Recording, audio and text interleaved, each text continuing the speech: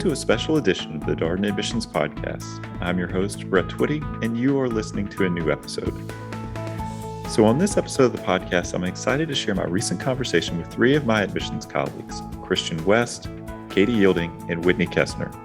Christian, Katie, Whitney, and I recently connected to talk all about event engagement and the role that events and connecting with current students and alumni plays in the MBA research process. If you're considering MBA programs, you're doing your research right now, this episode is essential listening. So without further ado, here's my interview with my admissions colleagues, Christian West, Whitney Kessner, and Katie Yielding. Christian, Katie, Whitney, welcome to the podcast. Thanks for having us, Brett. Glad to be here. Back again. Yeah, I know. I was about to say, y'all have all been on the admissions podcast. Welcome back. So great to have you here. We're here to talk about engagement, doing your research, learning more about Darden, all these kinds of things. But before we really dive into the meat of the conversation, I want to check in with each of you, see how things are going. We're here recording this in, I think, the last official week of summer. So, man, can you believe it? It is early September. Gosh, where has the time gone? Katie, how are things? How are you doing? Thanks for asking, Brett. I'm doing great. This is the beginning of the admissions evaluation cycle. We are so excited to already see so many early action applicants coming through the virtual doors right now as we've had a chance to interview people and start seeing some of their applications. So it's an exciting time for our team and gearing up to learn more about all of you out there. And Christian, you were just on the podcast, and you're back now. We checked in with you then. We're going to check in with you again here. How are things going? All is chill here in the Ville, Brett. Last time I was on the podcast, it was midsummer, and I was eagerly anticipating welcoming back the students, particularly since we are back in person here at Darden. So our students are back. There's energy in the building. It's wonderful to see all of them. So glad to be here. And Christian, we asked about your preferred coffee beverage during that podcast interview. It's pumpkin spice latte season. Will you be partaking? Brett, it is ironic that you asked this question today because this morning I went through the Starbucks drive-thru and I had my very first pumpkin spice latte of the season. Granted, I had enough stars, so it was completely free, but thoroughly enjoyed it. Glad it's back. That's right. Hard to believe it, but yes, it's pumpkin season. You know what? I think there's some people out there, they would like it to always be pumpkin season. I don't know if you're in that category, but a strong coffee order. Maybe you knew today was a special day. You're going to be on the podcast. It had an extra espresso shot in there, so I'm caffeinated and ready to go. All right, and Whitney, I think amongst this crowd, you've probably been on the podcast, our family of podcasts in the Admissions Podcast Network. You've been on more podcast episodes than anyone. Oh wow, such a distinction! Amazing. Your lunch card may get full soon. You may get a free podcast. Yes, my frequent flyer card. Well, how are you doing? How's your summer been? Summer was great. Feels like a blur, but Christian got his latte. I grabbed my jean jacket this morning. It was cooler temperatures, so definitely getting excited for fall and still riding that high of the start of school and seeing all the students back. And it's a beautiful day here in Charlottesville, and everybody's sitting outside and having some meetings, doing some case prep. So just love the energy. All right. Well, great to have you all here. It's always so much fun to have you on the podcast. For those listeners who may be less familiar with who you are and your roles here at Darden, just want to get you formally introduced now that we've talked about how you spent your summers and what you've been up to lately. Whitney, let's start with you. What is your role? What do you do here at Darden? Sure, Brett.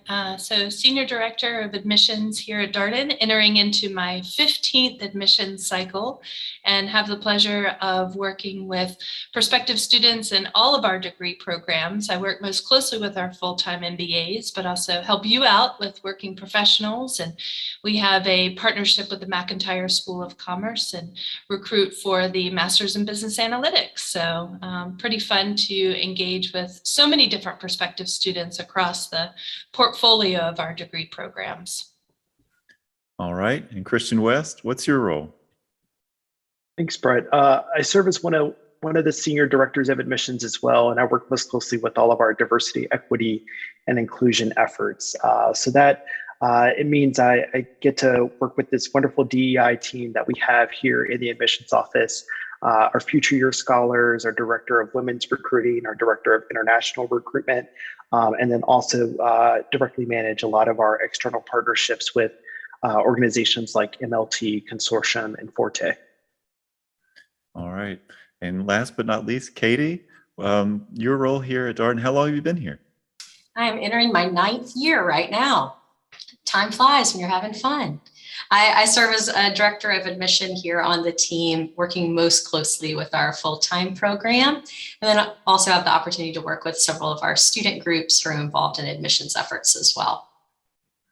All right. Well, Katie, we're going to stay with you for this first question. So I mentioned at the top that the focus of this podcast episode is to help prospective students as they think about learning about their target MBA programs, doing their research.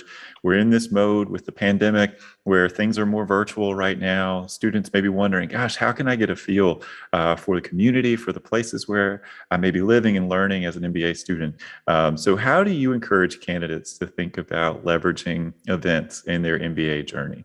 I think it's a great place to start. I think event engagement is all about getting to know the school, understanding what your options are, understanding what the MBA looks like broadly. And then this event engagement that you have with the program is going to get more specific, more detailed as you get further into that exploration, as you navigate the various stages of the admissions process itself. So thinking about it really big picture early on, what is it that you're hoping to learn, targeting the types of events that are going to help you gain that information, and then kind of structuring your research accordingly. So, right now there's more opportunities than ever, more platforms than ever to get to know Darden, that in this virtual day and age, we can deliver so much in real time, but there's also so many recordings of past conversations we've had with members of the Darden community, with admissions, with alumni. And so taking advantage of what's available right now, but also looking back in our archives, whether it's podcast episodes or blogs or recordings of other webinars, and seeing what information it is that you really care to learn and what's going to be the best way for you to find out more about that. Thank you, Katie. That's a great place to start the conversation. Whitney, when people look at our events calendar, they may just, say, gosh, there's so much out here, and we've got everything from coffee chats to webinars to workshops. How do you encourage candidates to think about the kinds of events that we offer? What's the general strategy at play behind our event calendar? Sure. We do have a wide range, and that's been something that our team has, I think, really enjoyed, thinking about how we can creatively connect with our students, our prospective students, especially virtually. So, prior to the pandemic, many of our events were in person. So some limits in terms of time and space, but now being on these virtual platforms, we're able to connect with people all over the world, which has been absolutely delightful. But we do have a really wide range of event types. So the webinars, those are sort of for large groups, an opportunity for us to share more information. We've had fun with the topics of those webinars, from our application tips to, certainly learning more about some of our programming, the Batten Scholars Program, student life, and then we've actually been partnering with the Albemarle Chamber of Commerce, and I'll be co-hosting one coming up, the 8 Great Things to Know About Charlottesville. So if you're not able to visit, we're for bringing Charlottesville and all the amazing things that we have to offer to you. So it's been fun. And again, really a great way for us to think creatively about topics and ways to connect. So webinars, coffee chats are kind of at the other extreme, if you will, a smaller group. Those are very informal, getting to engage with members of our team, learn more about Darden, ask your questions, and then I think our most recently launched type of event are workshops. So those have been interactive, getting to break down parts of the application process and engage you, prospective students, in learning more. So how do you craft your narrative through the application process? How do you research and manage the, understanding about your business school options, what's important to you, how do you map out your timeline?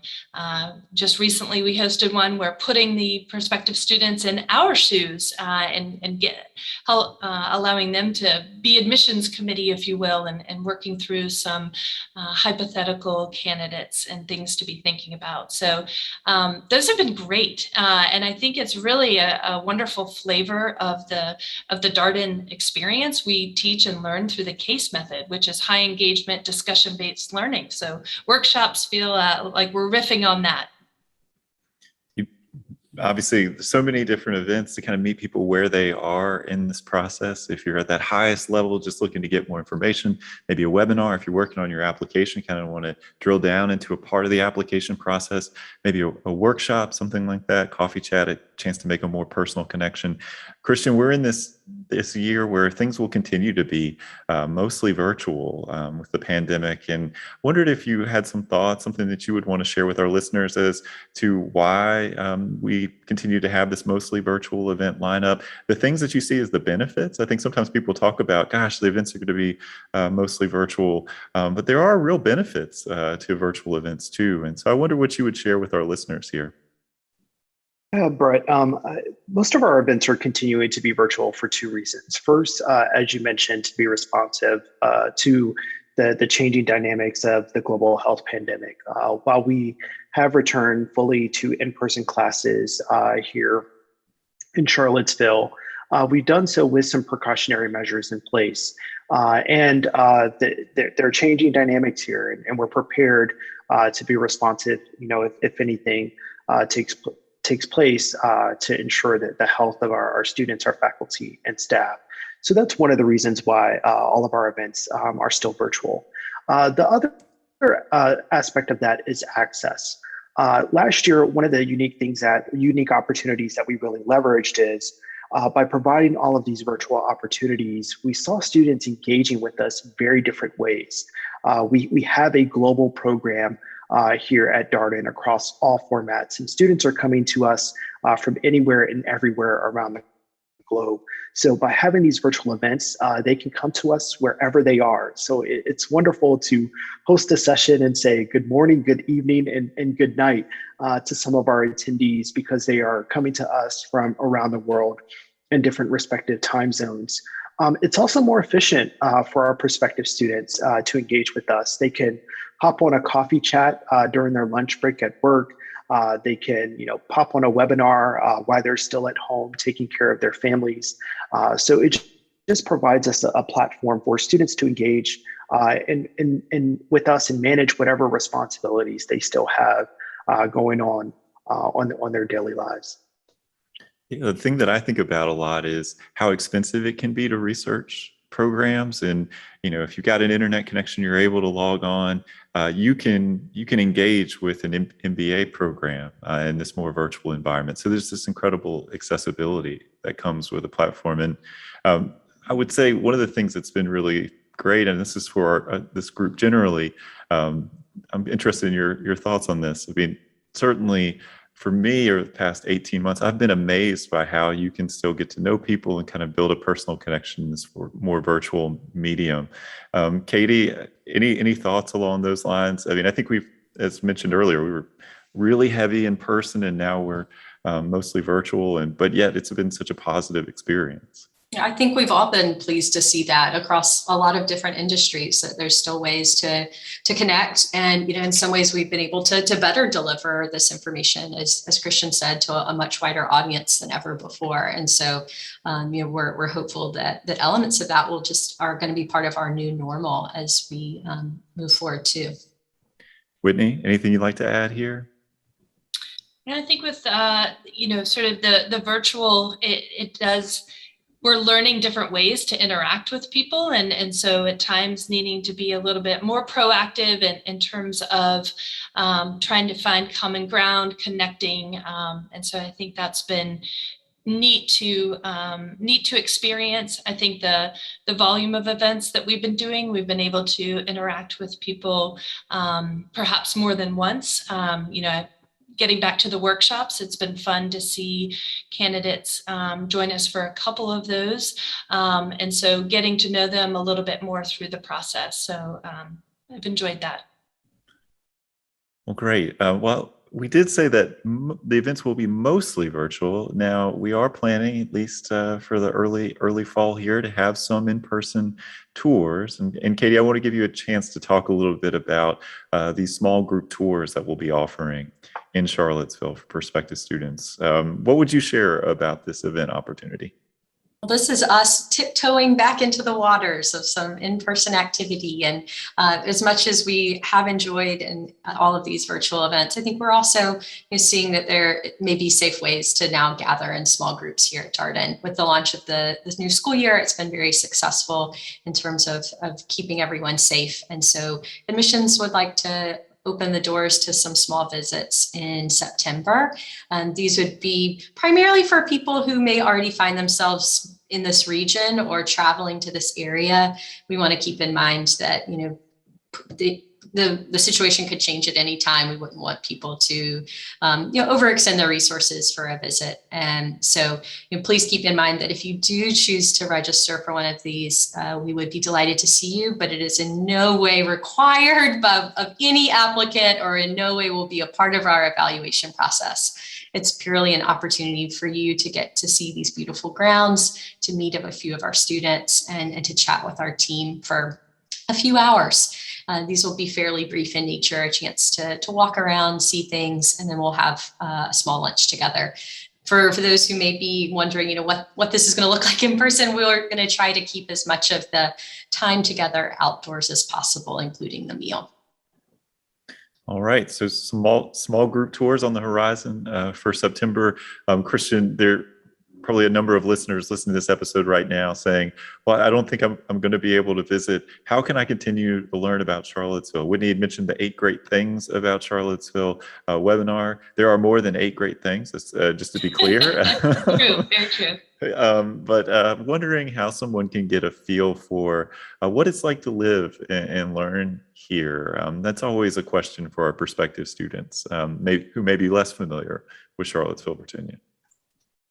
Yeah, Brett, I'll speak to 2 different ways. We recently invested in the opportunity to create this virtual tour of Darden. So folks are really just trying to get a good understanding of the look and physical building of our campus. The virtual tour is a great opportunity to explore all the different facets of our campus, whether it's what does a typical classroom look like for a first-year student? What are the library resources where students can find themselves studying? They could point out one of the many courtyards that we have here for a fresh air break to get some time outside. See the atrium where we hold our first coffee on a daily basis. So that's a great outlet for students just to see, what are the facilities that we have here available for all of our students. I am a self-described millennial, and I leverage the many social media outlets that we have available. And I love following a lot of our student organizations on Instagram because while that virtual tour will give you a good idea of the look of Darden, I think our students, by expressing their kind of authentic lived experience through social media, really gives me that good feel. So I love following the UVA Darden social media account, and we're looking forward to some students doing some Instagram takeovers in a little bit to share their voice. But that gives me an idea of what the daily comm is like for our Darden students. And in addition to our general account, a lot of our student organizations have their own account. So the Darden DSA, I can see how our students engaged in the first event for the Darden Cup last week, and that it was a lot of fun. Or videos from the Outdoors Club, which just did their welcome back camping trip for our first year students. Our consortium group has an Instagram account as well. And this past weekend, they chartered a bus and went out to some of the wineries out in Crozet. So that's a good way just to get an idea of our students' lived experience here at Darden. So great ways to virtually learn about the Darden community and the Darden student experience. Whitney, I want to come back to something that you mentioned earlier. So you mentioned a new event type that we have, what we're calling workshops that are designed to be more interactive than say a webinar where you're kind of listening and processing. This is much more interactive.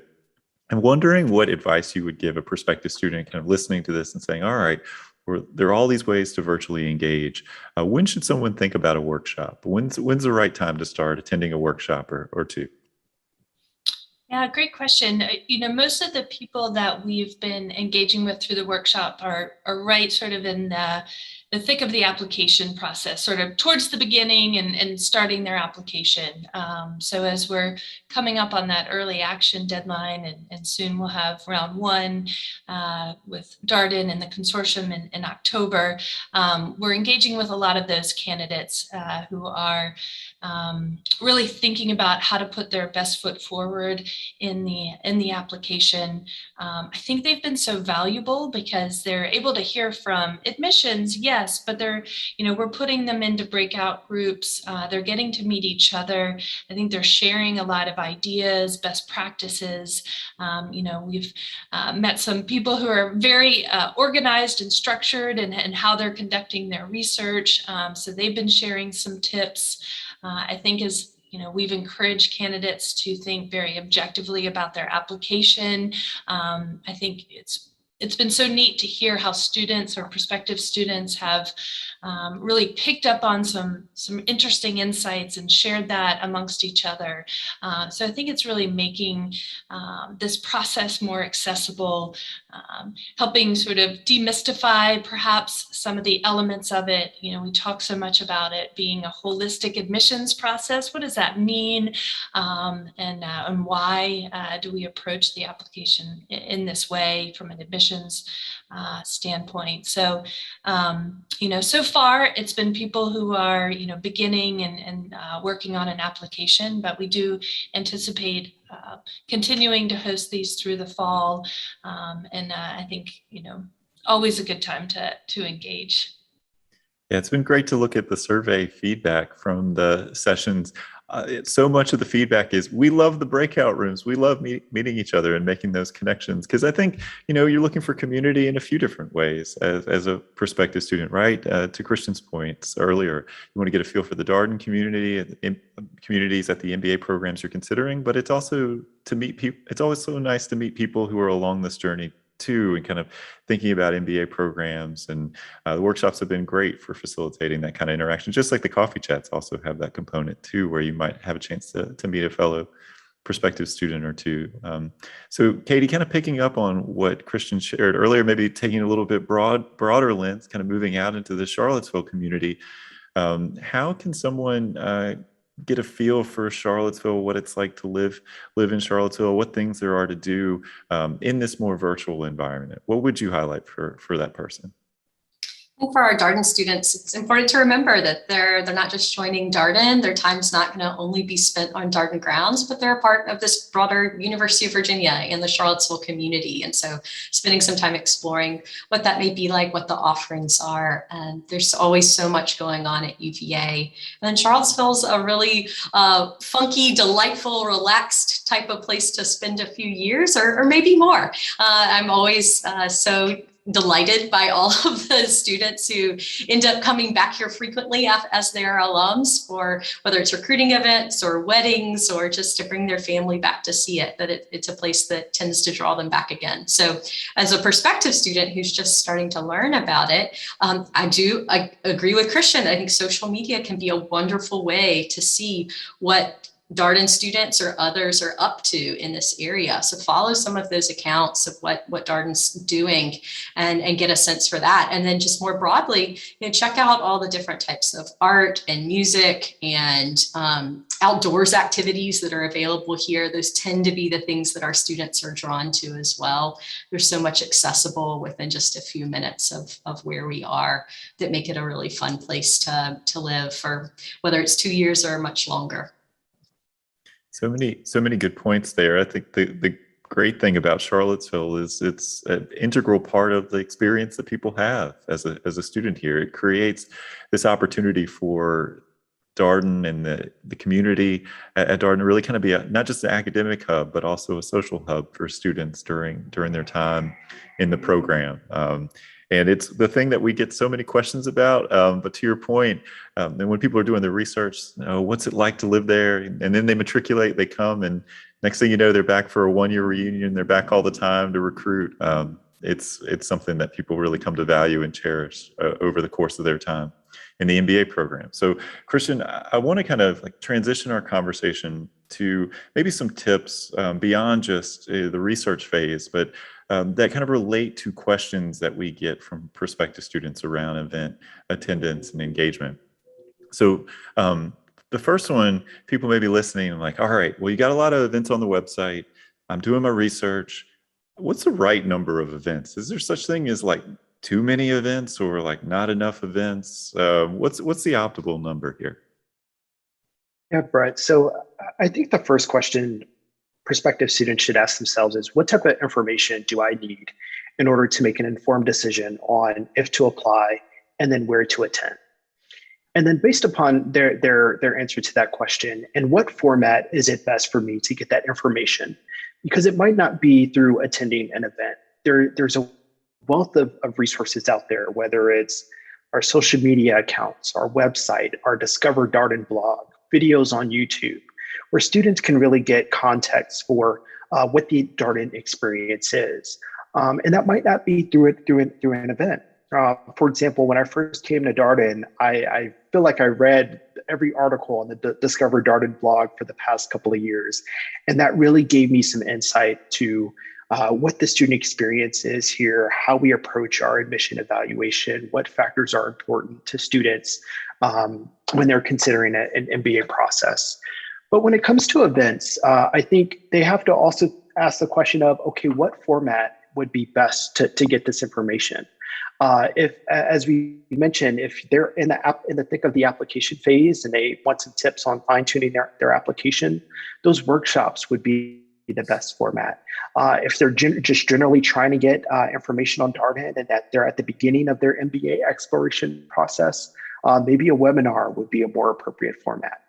If they have very specific questions that are pretty nuanced and not answered on the website or in a webinar, attending one of those coffee chats to get one of our admission committee members in real time would be the most appropriate way to get that answered.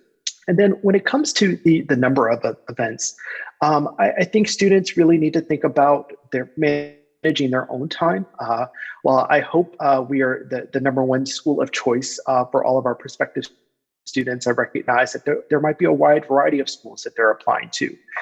So they're replicating this process multiple times over. And they have to think through critically about how much time do I have dedicated to this while still managing all of my other responsibilities. And then they also have to think about our time too. Whether it's our faculty, our students' time, our alumni's time, us as admission committee members. And while we're happy to dedicate all of these resources to helping our prospective students really get to know Darden well and make the most informed decision, really coming to us with an identified goal when they're engaging with us will be helpful in making sure that the student gets their questions answered and that they leverage the opportunities that we do provide. So I won't say there aren't too many, there's never too many events, but students really need to have an artful balance in their approach to this. Just don't engage with us to engage with us and get one more interaction into your profile. Really be intentional about what you're coming to us for and thinking it through the best way to get that information. I love that point around intentionality. I think it squares with so much that we talk about when we talk about the application process, right? Really being focused and intentional about what you want to communicate through your application materials. And as you tell that story of your background and your narrative, it makes sense that you would also approach the research process and learning about your target MBA programs with that same intentionality. So Whitney, kind of somewhat building on that comment from Christian about engagement and sort of being mindful and intentional.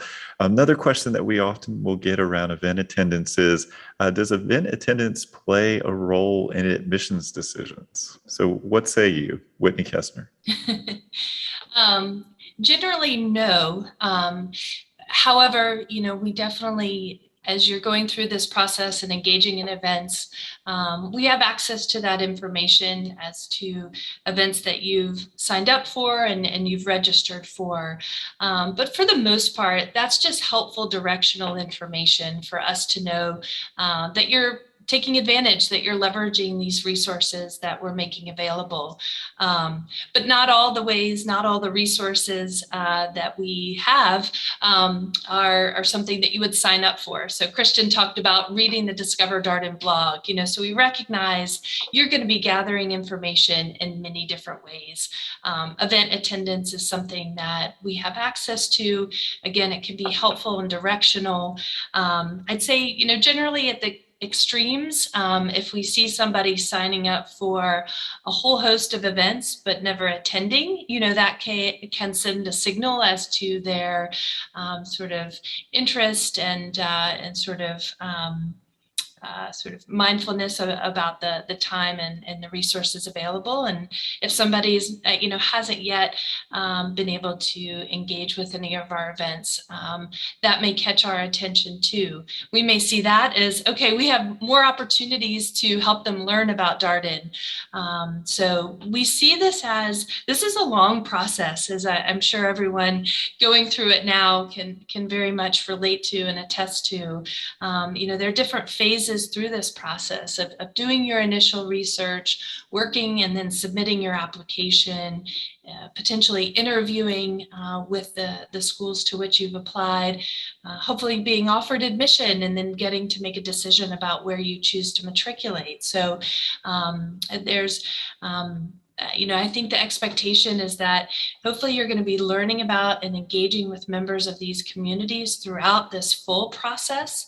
And so I never expect anyone to know everything and sort of have done everything, visited or attended all these events before they apply, because a lot of times, Christian talked about the time, you're managing a lot of different things in your work and your personal life and researching schools. So give yourself some space there, give yourself some grace, as you're going through this and recognizing that each connection, there's so much value in that. And hopefully you're able to learn so get more of a sense of our community and your, connection to it. But, we definitely hope that you'll sort of take that step back and realize, at all these different touch points, we're going to help facilitate and see opportunities to engage. Well, it's a great point that different things will matter differently to you as you move through the process of doing your research, developing your target school list, applying to schools, you get into the application process, you get admitted to some places, then you're really maybe drilling down even deeper on some of these program details and experience questions. And so we're going to move slightly off script here. Katie Yielding, I'm going to come to you with a question, something that we hosted a workshop together around networking through the research process. And so I feel confident in your ability to answer this question, but some of our listeners listening to what Whitney was saying was like, all right, well, there's different events and I can do this kind of research, but there's also a human element to this, right? There's current students, there's alumni, and we know that many of our prospective students will reach out to current students and alums to kind of get a feel for their experience. When do you encourage people to reach out in this way? And what's a tip or two that you typically highlight for prospective students? Brad, this is such an important point. And I think it all comes from a good place. People want to learn more. They want to make those connections and make this experience feel a little bit more personal. And we understand that and want that for them in this exploration too. I think it's really important to start at this kind of top of the funnel, like we've been discussing, really doing that general research, starting to understand more big picture what's going on at a program, and then spending your time figuring out what's important to you, knowing where you want to learn more and where you need more clarity after you've been able to take advantage of all the resources already available. At that point in time, I think it's most appropriate to start reaching out to individuals, whether it's student ambassadors or an alum, and then ask really targeted questions. I'd say if you're coming to somebody in our community to learn more, make sure that you're making great use of their time and your time. So, thinking in advance how you want to reach out to them, what questions you want to ask, and then keep it really tight. Maybe it's just 1 to 3 questions that are going to be most appropriate for their audience. I'd make them specific based on what you can learn about them and based on your interest, instead of something more general like, why did you choose Darden? That may be interesting conversation, but as you want to make the best use of the time, you try to be more specific in nature there as well. So we know this can be a little bit of a balance to kind of find when's the right time to reach out to individuals, when's the right time to take advantage of other resources. But just remember, everybody's got finite time. Everybody in the Darden community wants to help and wants to make sure that you have a great idea of what it would be like to be here. And so, in return, just being aware of when it's best to take advantage of those resources. So the watchword for our session today is all about intentionality. Intentionality in your research, intentionality in how you engage with current students and alums, intentionality in your application and how you approach the application process. We always ask the same last question of our guests. And so I know you've all provided so much advice here as part of this conversation, but you're all admissions pros. I know you have more advice to give. So Christian, I'm going to come to you with this last question and come to you first. What's the final piece of advice you would share with our prospective student listeners? I was hoping you would pick me last, Brett, so I could think about this and offer something different. But I'll give it a shot. I think, especially MBA students, I would really encourage them to think about how they're bringing their full selves to this experience. When they're engaging with us, it's not just a job interview, or when they're contacting a current student or alum, it's not just for networking purposes. We're really interested in getting to know them as a whole person. And I think that's something that they'll need to think about when it comes to event attendance as well. We provide a wide variety of opportunities for students. One of the most recent events that I really enjoyed was talking about student life with our Darden Student Association leaders, because that is a really core experience to the Darden community. So as they engage with us and attend these different events, thinking about what they might need from a career standpoint, from a living in Charlottesville, a community standpoint, of course, an admission standpoint, and making sure that they're hitting all those different angles when they're considering applying, and then afterwards where they choose to attend. All right, Whitney, what piece of advice would you share with our listeners here? Yeah, I talk a lot about how the process that you're going through at this stage of applying and researching, it's all building on the next step.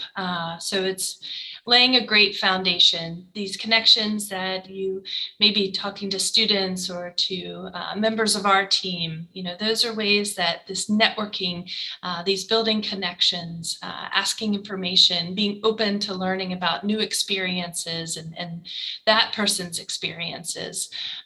You're going to learn a whole lot about yourself through the application process. And then once you go to business school, you're going to continue to learn about yourself, and you're going to have access to all these amazing opportunities and resources. And, the career search process will continue. And so the more that you get comfortable being able to share your story, share that narrative, best utilize these opportunities to connect with others, it's all building towards that next thing, and that's certainly the skills and experiences that you'll continue to have through your professional career. But try not to think about sort of this is the one end goal is being admitted to business school. This is a journey. This is definitely such a great learning opportunity on so many different levels. All right. And last but not least, Katie Yielding, batting cleanup here. Final piece of advice. So much good advice already. Trying to think. So I think this process can be really all-consuming for some applicants, that they can really take up a lot of the time in their life going through all of this. And so I think my advice at this stage would be to keep it in perspective, to remember to spend time with your friends and family, devote the appropriate amount of time, but don't let it consume your entire life either. Keep perspective on what this means. And, remember your why. Remember what got you started thinking about business school. Stay the course on that. And maybe that'll help you get a little less caught up in the checklist and the events and all of these types of things that are more operational towards your business school goal. Because we want you to have fun through this process, get to know yourself better, get to know us better, and then make an informed decision. But also keep your head on straight in the process. Well, thank you all for your wisdom and expertise. And, there's so much out there for prospective students. Just having this as a guide to help people orient to the events, think about how they can use the resources that we have and that are generally out there, whether they're admissions related or their social media accounts or blogs, or I'm gonna make a quick plug, admissions podcasts that are all out there to help you learn more about Darden and kind of meet you where you are. I will say, beyond just the conversations that we have on the admissions podcast, if you are in that kind of application mode and you're working on an application, we do have a new application tips playlist, 2 hours of admissions advice. Some might say that's too much admissions advice. Other people might say it's not enough. You be the judge, though. There's only one way to figure that out. So 16 episodes, all focused on different elements of the application and application process. You can find it on Spotify, but do just want to make a plug for those of you who are hard at work on an application. We're there to help you. The initial idea was an admissions committee and a playlist. So there we are. Listen, and hopefully it'll help you sharpen your application. But to our guests today, thank you so much for coming back on the podcast. Christian, Katie, Whitney, thank you for joining us. And thank you, as always, for your expertise. And that was my interview with 3 of my admissions colleagues, Christian West, Whitney Kessner, and Katie Yielding, all about conducting your MBA research. As always, if you have any comments, suggestions, requests, anything you'd like for us to cover here on the podcast, we're all ears. We can be reached at Darden, that's DARDEN, @virginia.edu. Until next time, stay safe, be well, and thanks for listening.